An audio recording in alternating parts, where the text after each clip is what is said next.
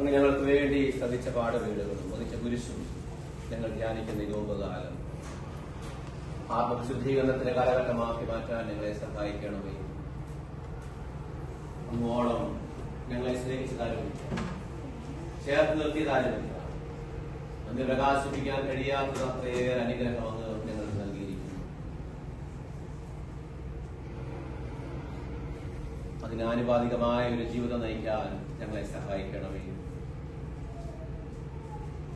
ഈശോയെ, എന്നെക്കുറിച്ച് നിനക്ക് എന്തെങ്കിലും ദുഃഖമുണ്ടോ എന്ന് ഇടയ്ക്കൊക്കെ ഒന്ന് ചോദിക്കാൻ, ജീവിതത്തിൽ ഒന്ന് പുറകോട്ടൊക്കെ ഒന്ന് നോക്കാൻ, പ്രയോരിറ്റിയിൽ തമ്പുരാൻ എപ്പോഴും ഇങ്ങനെ പുറകോട്ട് പോകുന്നെങ്കിൽ അവനെ മുൻപോട്ട് നിർത്താൻ, കുർബാനയാകുന്ന അപ്പത്തിൽ നിന്ന്, ഔദാസ്യ ജീവിതത്തിൽ നിന്ന്, വചന ജീവിതത്തിൽ നിന്ന്, ഉപപ്രാർത്ഥനയിൽ നിന്ന് പിന്നോട്ട് പോകുമ്പോൾ മുന്നോട്ട് തിരിച്ചു വരാൻ ഞങ്ങളെ സഹായിക്കണമേ.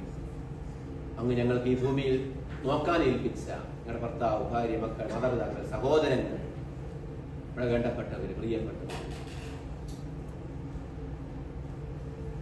നമ്മൾ അവരുടെ കാവൽക്കാരാണ്. നമ്മൾ മൂലം ആരുടെയെങ്കിലുമൊക്കെ സന്തോഷങ്ങളിൽ കുറവുണ്ടായിട്ടുണ്ടെങ്കിൽ നമുക്ക് മാപ്പ് അപേക്ഷിക്കാം. ആരുടെയെങ്കിലും നമുക്ക് വെറുപ്പ വിദ്വേഷമൊക്കെ ഉണ്ടെങ്കിൽ ഈശോയെ പ്രതി നമുക്കത് ക്ഷമിക്കാം. മനുഷ്യരെ പ്രതി അല്ല, ഈശോയെ പ്രതി. ഇവർ ചെയ്യുന്ന അറിയുന്നവരോട് ക്ഷമിക്കണമേ എന്ന് പറഞ്ഞ ഈശോയെ പോലെ അവന്റെ അനുയായിയെ നമുക്ക് മാറി. നമ്മൾ ഉപദ്രവിച്ചവരുണ്ടാകും, വേദനിപ്പിച്ചവരുണ്ടാകും. പക്ഷേ ആ വേദനയും ഉപദ്രവവും ഒക്കെ നമുക്ക് നന്മയ്ക്കായിട്ടാണ് തമ്പുരാൻ മാറ്റിയത് എന്നുള്ള ചിന്തയിൽ, നമുക്ക് നന്മ കിട്ടാനുള്ള അവസരങ്ങൾ മറ്റുള്ളവരിലൂടെ ഒരുപക്ഷെ വേദനിപ്പിക്കുന്ന രീതിയിൽ പോലും ക്രമീകരിക്കപ്പെടുകയാണ് എന്ന ചിന്തയിൽ നമുക്ക് ആരുടെങ്കിലും ഒക്കെ കുഞ്ഞു വെറുപ്പോ പിണക്കോ ഉണ്ടെങ്കിൽ അൺകണ്ടീഷണൽ ഫോർഗീവ്നെസ് ഈശോയെ പോലെ.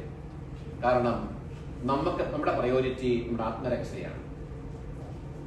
ദൈവം നമുക്ക് നൽകുന്ന കുഞ്ഞുങ്ങളെ, അവരുടെ ജീവിതത്തെ, അവരുടെ ആത്മരക്ഷയെ, നമ്മളായിരിക്കുന്ന ജോലി മേഖലയിലൊക്കെ നമുക്ക് ഈശോയുടെ സാക്ഷ്യത്തിന്റെ ജീവിതം നയിക്കാനായിട്ട് പരിശ്രമിക്കാം.